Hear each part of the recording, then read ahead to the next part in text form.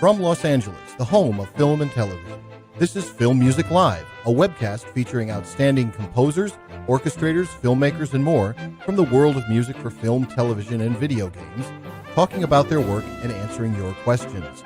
Film Music Live is sponsored by the Film Music Network and Film Music Institute. And now the host of Film Music Live, Daniel Schweiger.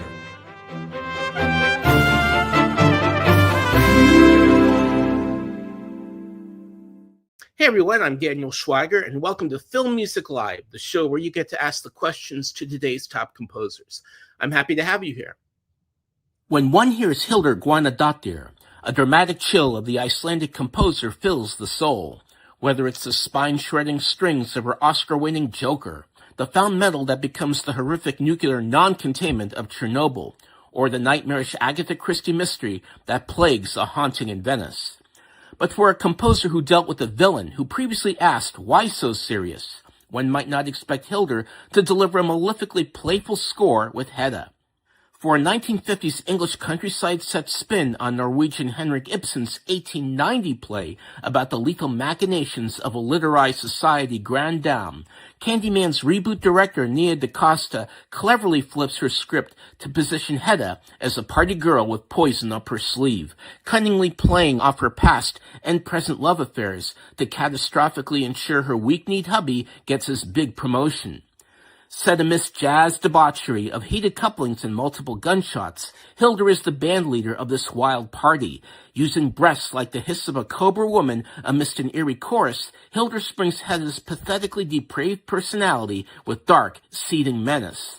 An innovative jazz-tinged score with the memorable film noir theme and energetic songs the composer also produced, HEDDA levels up HILDUR's talent for conveying a malignant yet captivating queen bee who makes Tar look like a piker. It's a score very much in twisted tune for the composer, but in a whole new, transfixingly creative key. And now here's a composer who parties like never before for the Sinister set. Welcome to Film Music Live, HILDUR. Hi, thank you. Thank you. What an introduction. Thank you. Well, what a movie and what a score. And a big shout out to Sarah and Milan Records. We've got 5 digital copies of HEDDA to give out for our first 5 questions. So I imagine you probably read or saw Hedda Gabler when you were a student or something back then.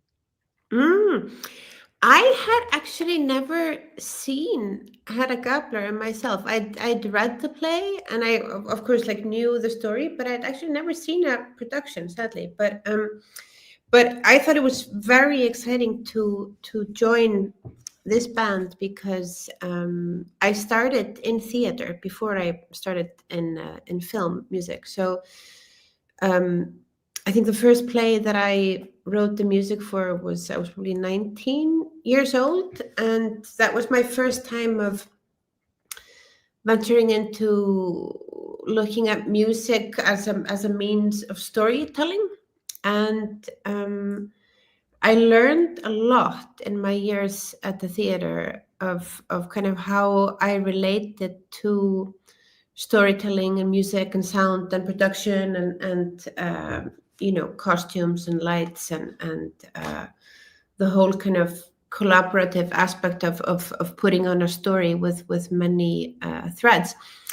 And that colors a lot of how I approach film scoring today, because I feel like I learned so much in the theater that was really applicable in the film scoring world. And that's kind of why I've adapted this way of starting to write the music very early in the process of the kind of before we start shooting type of timeline, because that's kind of how you do it in the theater. And in the theater you're there for all the rehearsals and you're in dialogue with the lighting designer and production designer and actors and everyone in the production. So I think music has a lot to bring to those early stages, which is why I love that process so much. And this is, obviously, Nia's done a lot to open this up from a stage play. I mean, was that one of the things that appealed to you, that essentially the story is centralized, but you're going outside of the house, obviously to the lake, that kind of stuff. Yeah. I mean, I think what's so interesting about Hedda as a story is that, I mean, she's such an unusual female character, just in the history of storytelling, but also, that a man would have written a woman like this in 1890 is kind of incredible, because at that time and into our days, the roles that women mostly get are like the evil witch or the nice princess, and Hedda certainly is neither of the two, or both, both and neither at the same time. So I think she's a really fascinating character to work with, and so that's kind of why people keep coming back to her, because she's just such an unusual historical female character. And I think that there's definitely some elements of when you're doing a film adaptation of a story that's originally written for the theater stage. There's some kind of pitfalls to be aware of. Normally the the location is quite limited because of the means of what the theater has to offer in terms of moving around. You're obviously kind of stuck with that one stage, as opposed to films. You have much more freedom to like where you place things and how you move around, and you can have much more movement in film than you can normally have in theater. And also, of course, theater tends to have a lot of dialogue, so sometimes adaptations can get kind of weighty or heady, or not Right. not super moving, because it's just like a very different art form. So that's something that we were thinking about a lot, like how to kind of approach this adaptation in a way that was exciting and had lots of energy and had lots of movement, so in a way that kind of kept the audience, we could like still keep the dialogue and the essence of the story, but we could kind of keep the audience engaged and excited about her, also because we have this kind of Shakespeare or Ibsen or something. It feels like, okay, yeah, of course I'm supposed to know the story, and I need to see this in order to kind of know the history, and it feels sometimes like a bit of a tall ask to ask the audience to take their night off to watch something that they want to see, and not just because they feel that they need to see it.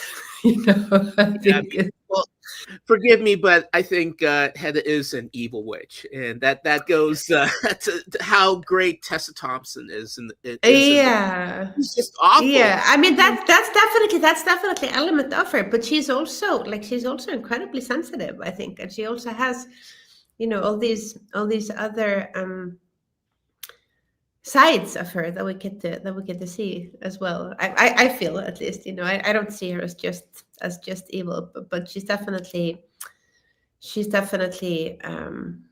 active in her plotting.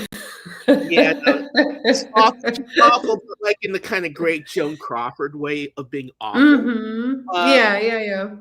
I mean, I think, one thing I really loved about the score is that it's really kind of a reinvention of your music, because people kind of like know what your music sounds like. But I really never imagined you doing like a really fun jazz noir score. I mean, how did you and Nia hit upon this musical approach?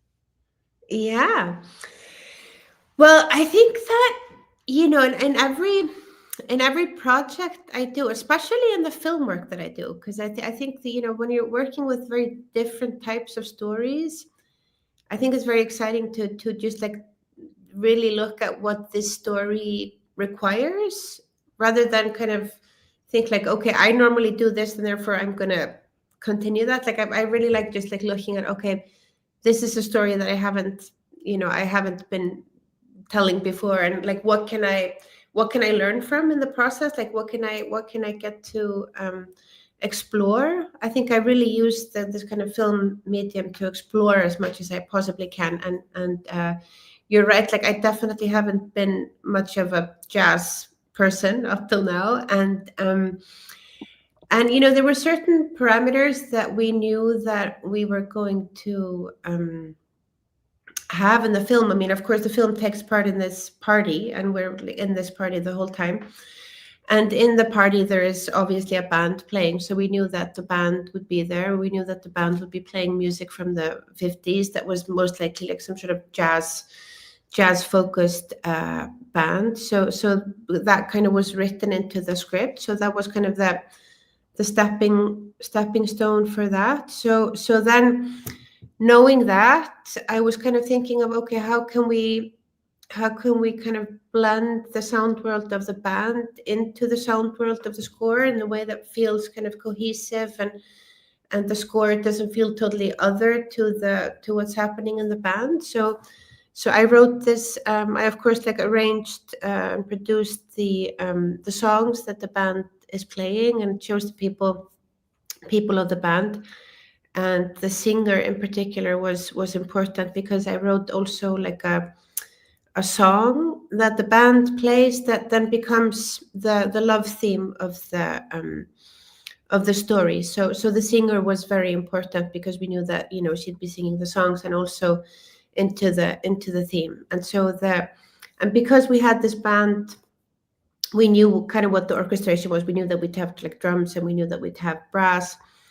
And then the kind of the orchestration of the score was very determined by that, so it felt like I didn't want to, it just felt wrong to add more elements like strings or orchestra or something. It just didn't feel like it, because we're so confined in the space. So it felt like the music needed to be confined as well, and not go away from that. So, and of course the song that it becomes the love theme was a collaboration with Nia. So she wrote the lyrics to the song, and then we felt like the kind of, because we wanted it to be so energetic, and because it was already jazzy, it felt like percussion was like the obvious way to go for, in terms of getting the movement and the excitement and the kind of the action, the driving of the kind of plotting of her mind. What felt like kind of like obviously would really benefit from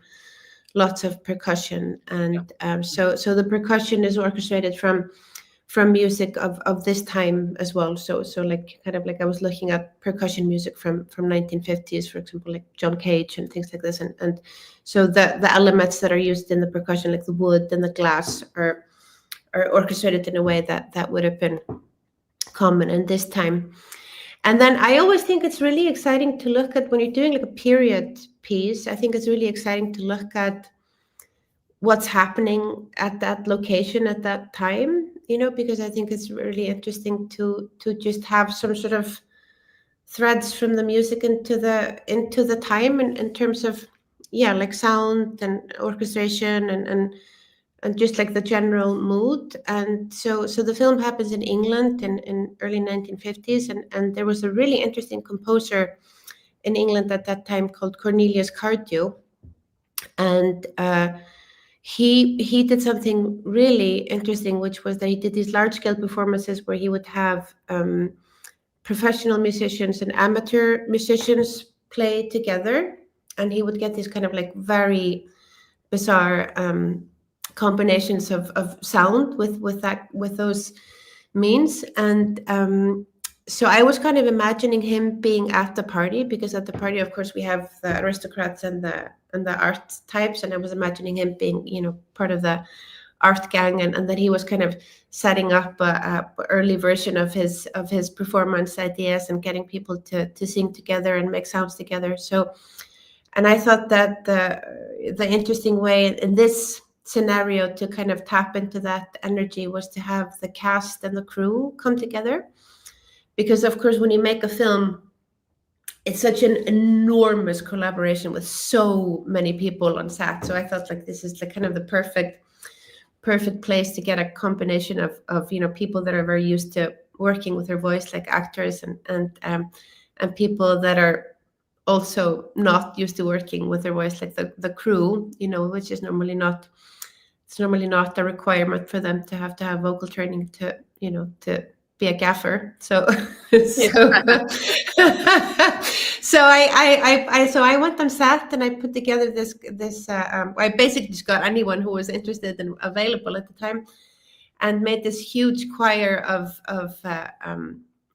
voices, and so they are singing all the voices and all the breathing and everything. All the vocal work you hear in the film is all the combination of, you know, the women in the production office and the gaffer and the dolly operator and some extras and some of the cast, and so they're doing all this kind of like breathing and singing, which I thought was really fun.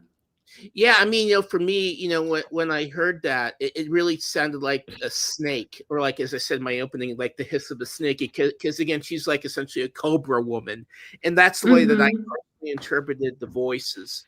It's just kind of evil, sinister, reptilian, reptile mind going on. Yeah, exactly. Yeah, that's one way of looking at it. And also just like, you know, in terms of just kind of, I mean, just practically, just, you know, when we were starting to record the voices together, I mean, of course, a lot of the people that had never sung before, they were kind of nervous about all of a sudden singing into a microphone, and you know, so just as a way to kind of get them to start making sound together, it was just a really good kind of bringing together voice, just to kind of focus on breathing for a bit, because everyone breathes. So that was kind of a sound that we were all able to access very kind of effortlessly, and out of that work with the breath and the, you know, playing around with that, and kind of really people really starting to get into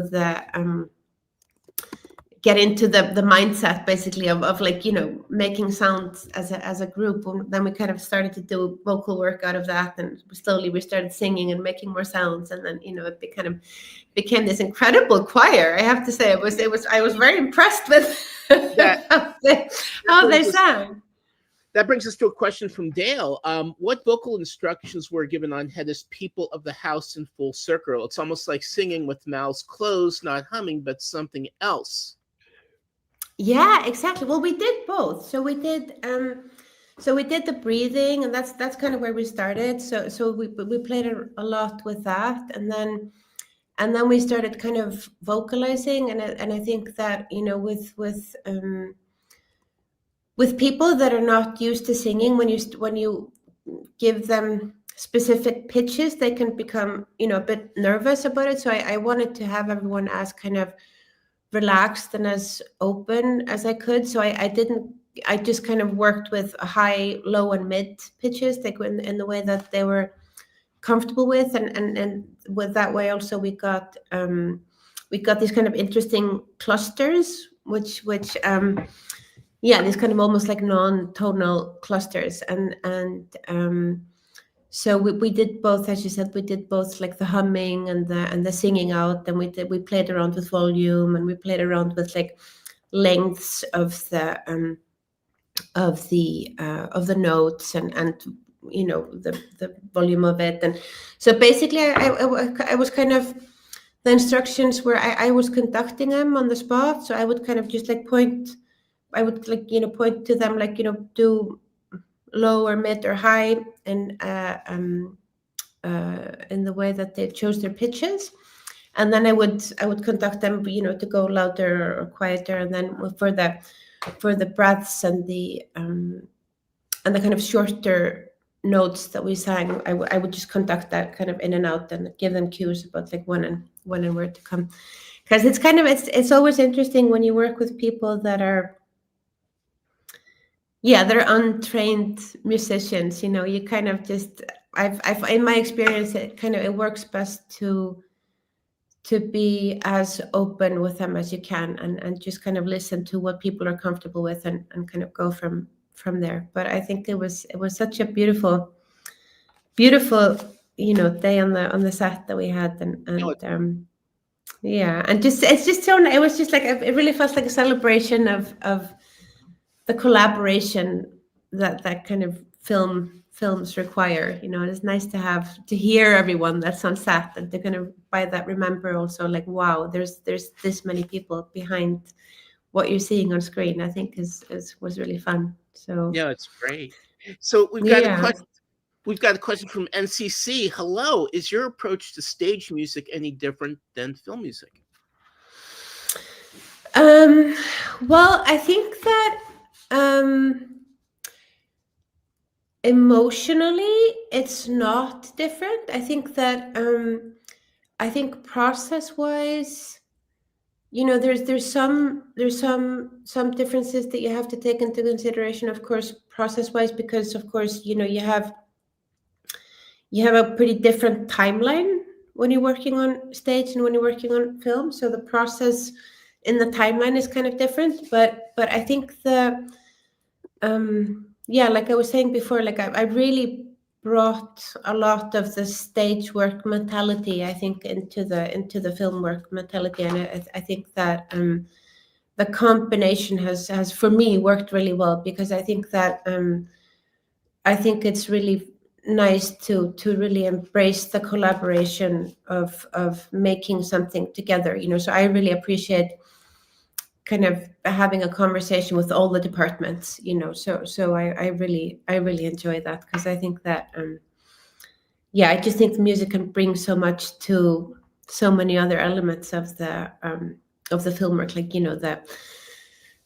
just like the cinematography or the stage design, or even just like the tempo on set. I think it's quite useful to have for everyone on the set to be listening to the music that's going to Right. be in the film, like we did, for example, on Joker.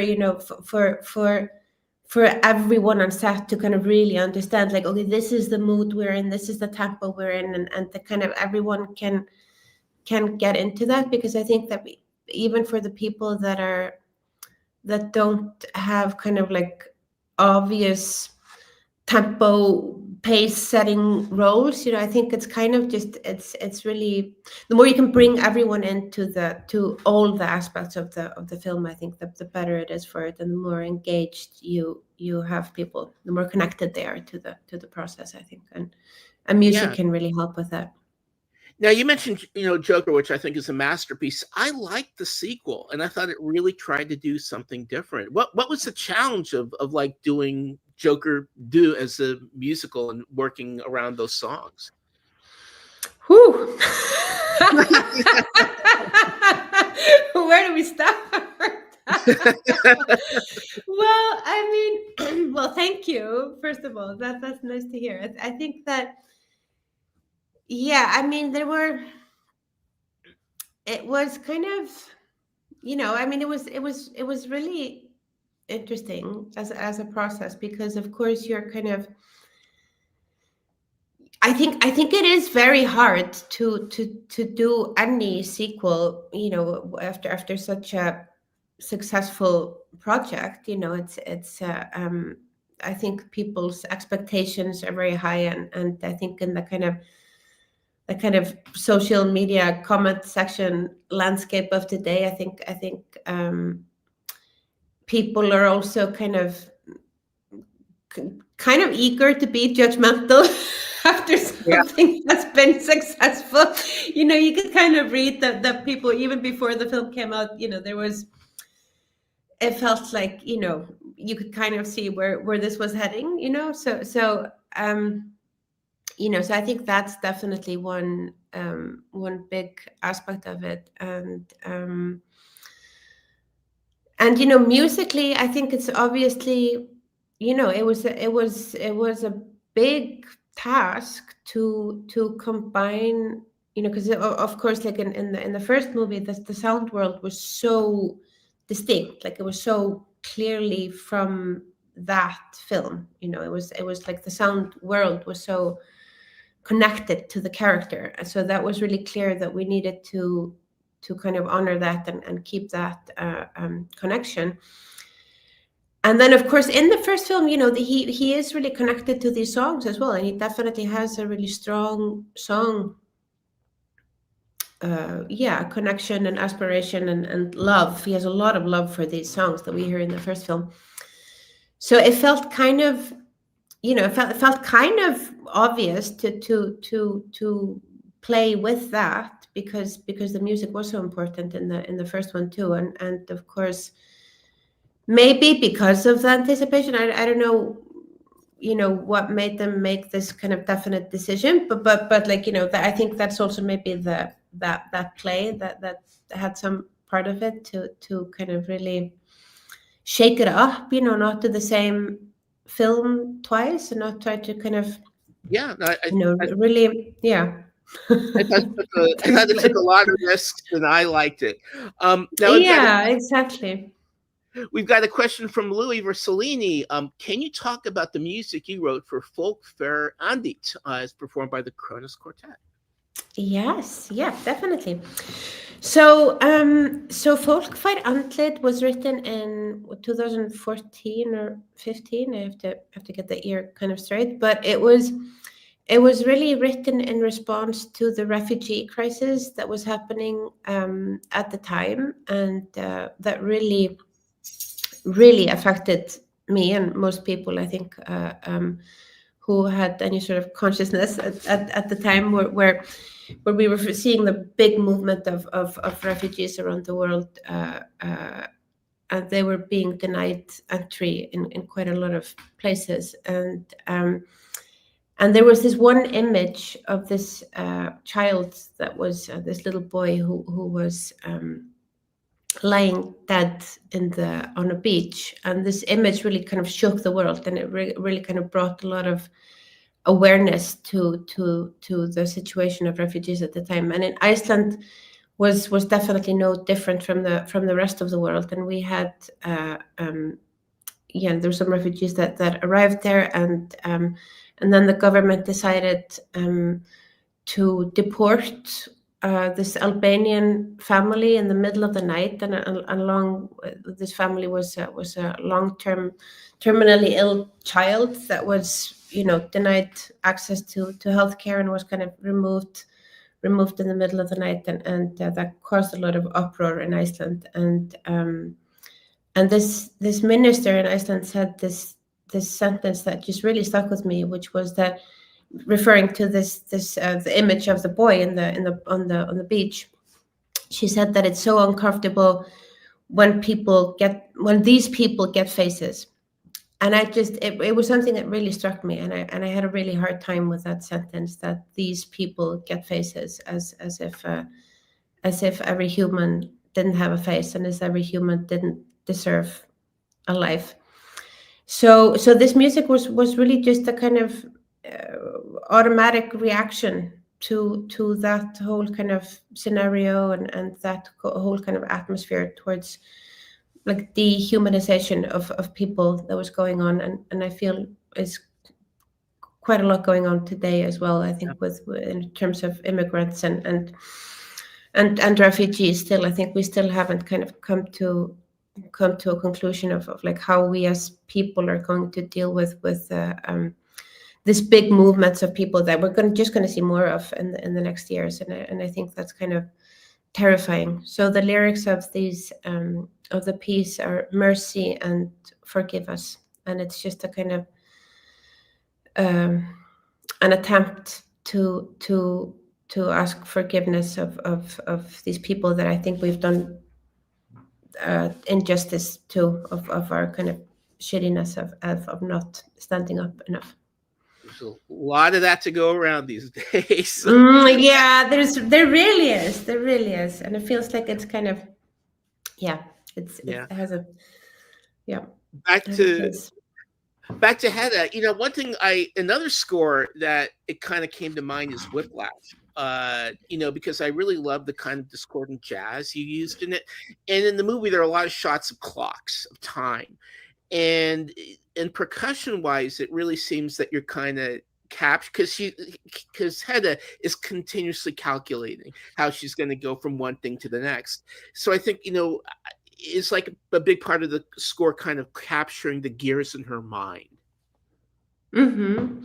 Yeah, exactly. Yeah, I think that like I said, the what we wanted from the percussion was to really give a sense of forward movement and excitement, and the kind of clockwork of her plodding, because it felt kind of like a it's like a kind of it's like a machine that just kind of started going and kept on going, you know. And it also felt like, you know, I really wanted it to be, playful, and I wanted it to be exciting, and I wanted it to be kind of like, you know, jazzy and but also kind of like, yeah, like elemental, like kind of, you know, yeah, like this kind of taking or mechanical, almost like, you know, playful and mechanical in some way. So that, yeah, that was the reason for that. Now, how do you, obviously there's such a wealth of material that you can choose from the 1950s. How did you and Nia choose the songs? Well, that was mostly kind of down to her. She was mostly in charge of deciding on what the songs were, and then I took it from there, as is often the case with the way that songs are chosen for a film. It's most of the time the composer doesn't really have a say in that, which was, because you mentioned Joker 2, which was also the case of in that film. You know, it was the director who the directors are normally like more kind of instrumental in exactly, you know, which songs are chosen. Right. One thing I really like, I think any good kind of reinvention of a kind of, like, again, Richard III is a great example of what Richard Loncraine did with that film, and really kind of making it a lot more graphic, a lot more sexy. And what I really liked about it is that, where I personally may have found, sitting in the theater watching Hedda Gabler to be pretty boring, Nia really brings a lot of kind of racial and sexual politics to this movie that you never could have done back then, censorship wise. There's a lot about bisexuality, and her kind of desire to get, her lover back. Do you think that makes, how did you want to play that? The where this Hedda was able to go, where other versions may not have even dared to. So how do we play that? Yeah, or how did you want to capture, the kind of more daring of what Nia was doing with this adaptation? Yeah.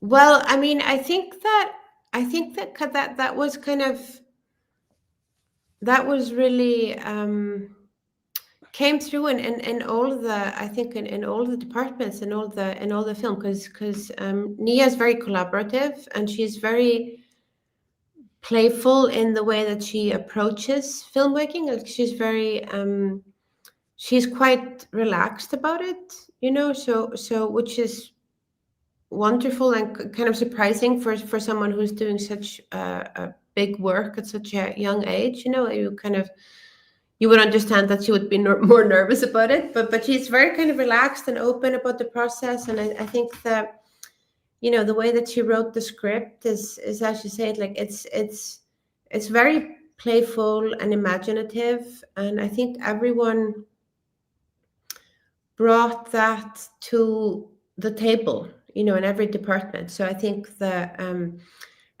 way she writes the script on kind of posing all these questions of, what if, what if Loveberg is a man, and what if they're, kind of bisexual couple, and what if that, we kind of change up the race a bit, and what if, we set it in this place, and I think every department also did the same. I certainly did that in the music, because it's like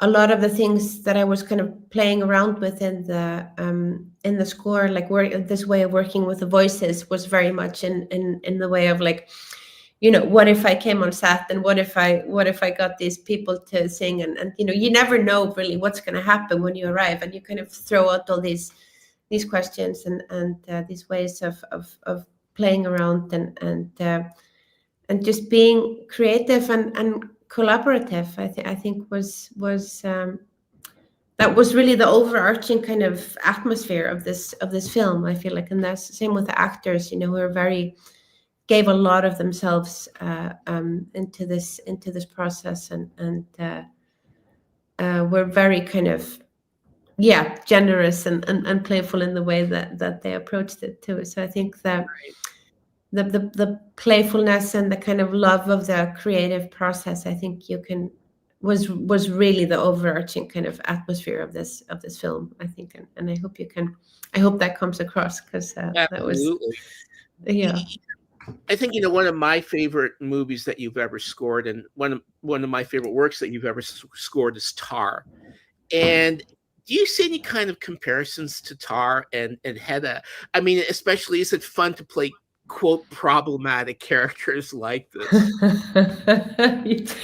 I see lots of similarities actually between Tar and Hedda. I think there's lots of things that they have in common, and of course Nina is is one of the, just in these productions is obviously with a very kind of tying factor, but because Nina Hoss was obviously in both films, but definitely, and especially in this kind of adaptation of Hedda, I think there's even more similarities than in the way that it's originally written. So yeah, I definitely see It's some interesting. parallels. You have one character, basically Tar thinks that what she's doing is right. So, I mean, like, maybe for someone outside of it, I can interpret her as just completely malicious, but they both have, and poor Nia is essentially playing almost the same kind of character. Yeah, exactly. With this horrible woman. Exactly. Yeah. But I think what I love so much about both of these characters, and what I love so much about or like or like the aspect that I love most about art, and whether that's films or fiction, novels or music or theater, whatever it is. I really love when there's more than one way to interpret a story or a feeling or an atmosphere, or I love that kind of when people have the space to make up their own minds about, like you were asking about the ending, like what and I think similar to Tar, what does that is the ending, is it positive or is it negative? A lot of people kind of see the ending of Tar as like this really sad demise of this artist, but I for one think it's kind of positive actually, that she managed to kind of go back to her to the roots of who she really was, and she had more space to actually be the person she was, and not this character that she was playing, and like living up to these people's expectations and her own expectations that were kind of suffocating her and turning her into this very problematic person, which for me was really just always kind of really rooted in the fact that she wasn't capable of living her own truth, because she was kind of like playing this other person, and then kind of when she got thrown off the podium, she had the opportunity to return to who she really was, which I see as really positive, but there's lots of different ways of seeing it. And same with Hedda, with the ending of this, without wanting to give any spoilers, you can interpret both ways basically. I can only imagine that Tar is now doing K-pop Demon Hunters live. So yeah, but now, I can also tell you, like, production wise, I think that just from the kind of creative side of both films, I think that what also the both films have in common is like this real love of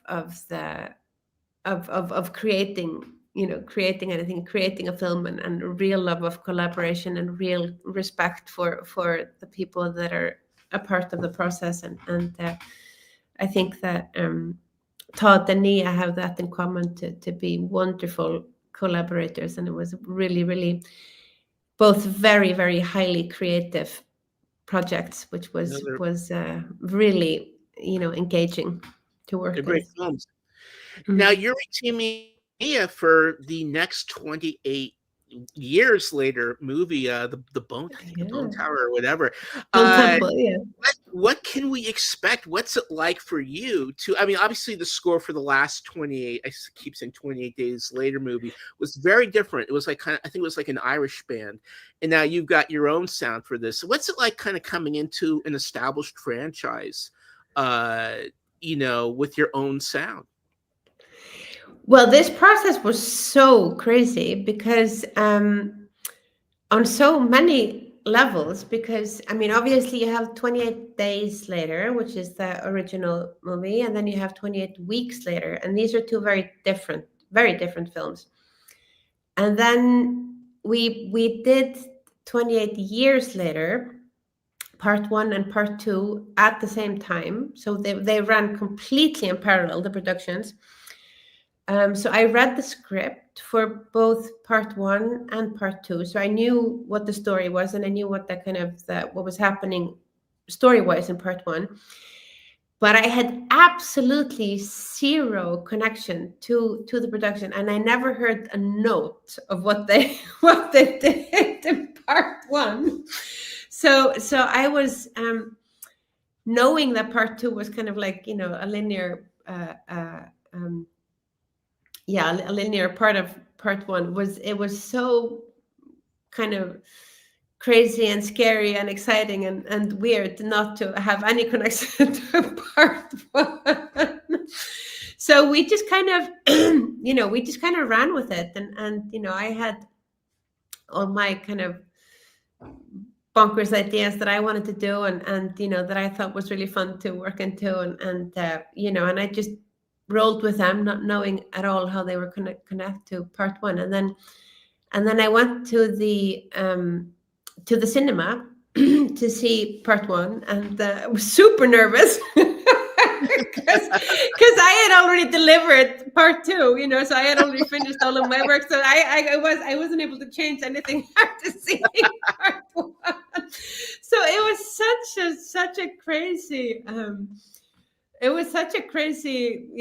process, but kind of wonderful. And I kept saying, like, well, should we maybe have some connections? Like, should we maybe like so? But I kind of loved that it was totally disconnected, and like there's no crossover whatsoever between part 1 and 2, and apart from the story, so that's kind of just like another fun and interesting way of kind of working into a franchise and a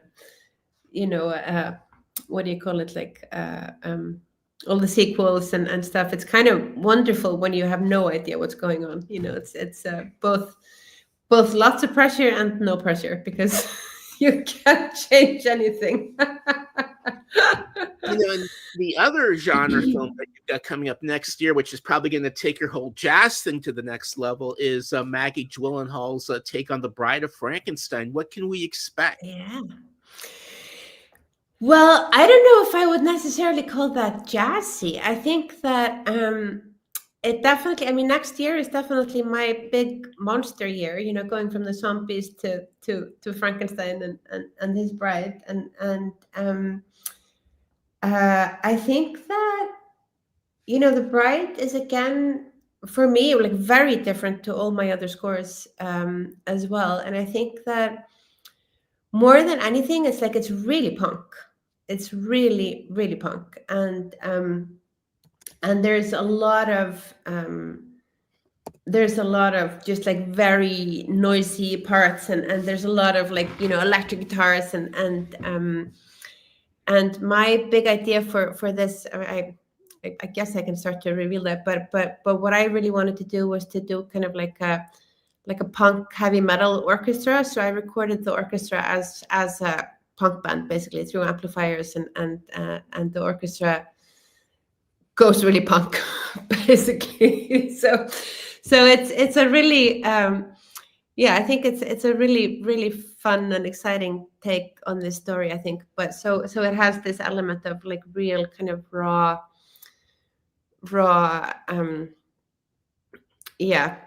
punk energy, and also it's this incredibly beautiful love story, so that was kind of the the big task was to find the bridge between, approaching this romance and this big love musically, but also keeping a real edge to the music. So it's a huge score. It's really quite bombastic in every direction, in the romance direction and the punk direction, and it's I can't wait. Well, we'll wrap up our audience questions with Dale. You're in May 2023, your Haldorophone was stolen. Fortunately, that instrument was recovered. Are you able to talk about that at all, or the importance of that instrument and the horror of nearly losing it? And does it make an appearance near the end of HEDDA? I mean, my God, this was completely bonkers when this happened, because so I was just about to embark on starting to record for Joker 2, and I had just played a concert on the Haldorophone, and we've been building a studio, and I'm kind of in between studios. I'm just in a temporary place right now, so all my stuff is kind of everywhere, and in storage, and in that studio, and in this studio, and we just came back from this concert, and I thought, like, oh, I can't bring the instrument back to that storage because, I didn't have the time. So I thought, I'll store it in my basement, locked between two security doors, which was supposed to be very secure. And I'll store it there like overnight, and then I'll take it the day after to my other place.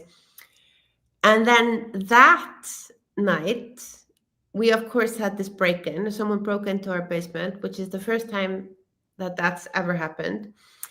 And of all the storage units in the basement, which is, for this whole building, the only thing that was taken was this instrument. So it was so bonkers that it happened just that one night, and that just this was taken. And they didn't take the electronics or anything with it. They just took the instrument itself, and if you don't have the amplifiers and the electronics, I mean, you can't even turn on the instrument. So I don't think this was like a targeted thing. I think it was completely random and very unlucky. And so I kind of had a complete panic reaction, because a week after I had this big recording session booked, and which of course the Haldorophone was supposed to play the main role as he did in Joker 1, and so I kind of sent out this panic social media call of asking people to help, and if they could please keep their eyes open. And of course, it's a very obvious, you don't have many replicas of this very singular instrument, so it's easy to spot. And in the days that I had, like, I kind of, I kind of had to make a decision. Like, either I would just panic and cancel the recording session, and that wasn't kind of like an option, or I would just decide to do something else. And I, of course, decided to do something else, because I think that, it's always better to keep moving rather than just sit and sob. So I came up with a whole other concept of building another instrument, or two other instruments, and this whole other approach to the recordings. And then as I started that, the day after, I got a call from someone who had seen this social media outcry, who was working in a music store just down the road from where we live. And someone had tried to come in and sell the instrument to them. And obviously, they knew which instrument it was, and they just called me right up and said, someone just came in and tried to sell your instrument. And so we were able to go down to the store and kind of just stalk them when they brought the instrument back, and were able to retrieve the instrument from the person that the person who was not the thief, but was simply the handler of the instrument. And we knew he wasn't the thief because he wasn't physically capable of crawling into the hole that they made to get into the basement. So we didn't get the thief arrested, sadly, but we got the instrument back, and that was the first of a series of incredibly bad luck for this recording session, because then when we finally got to the session and we were setting it up, I got bitten by a dog. I don't know if you know this part of the story, but a dog bit me during the lunch break of the yeah. So just when I thought things couldn't get any worse, I had to go to the hospital for this dog bite, and I had to get like a tinnitus shot because I didn't know if the dog had the shots and all of this, and the dog kind of bit a nerve in my hand, so I had this like shooting pain up onto my shoulder. So I was put into this cast that I had to wear for the duration of the recording session for the week that I had to record. I was stuck in this cast. So it was very interesting, so Joker 2 was there were many obstacles the way in all parts of the process to getting that film out of the into the world. Did the instrument show up in the HEDDA at the end, or was it a part of the HEDDA score? There's a tiny bit. There's like a couple of places where there's like a very a little recording, but yeah. So it's a little cameo. I just have images of like a vigilante mob kicking in all the opium dens in Iceland, going, "Where's the HEDDA phone?" Yeah. Exactly. Exactly. No, I mean it was really in all of this chaos. It was which I did get asked a few times if it was a publicity stunt, which I can testify to was not, because I would not have had the imagination to come up with a plot like this, but what was really wonderful was to see when I put out this kind of, please help, find this instrument, what was really, really moving was to see the kind of participation that everyone was so invested, in many different places of the world. They were so invested in getting it back, and people, yes, like you today, still concerned if I did ever get it back, and that was such a beautiful thing to know that this weird electroacoustic noise instrument can have so much love for it in the world, and that was really beautiful. That was the kind of the positive part of the story. So I guess my wrap-up question for you, again, one thing I just loved about the movie, and I really loved about, I just had never heard you do a score like this, and I'm like, that's Hildur. Mm-hmm. Is there something that you want to do that you have not been given the chance to do, to show a completely different side of you that people might not be expecting? What is that music? Absolutely. I think especially in the film world, I really try to use that opportunity with these different stories to just explore something new. And I think there's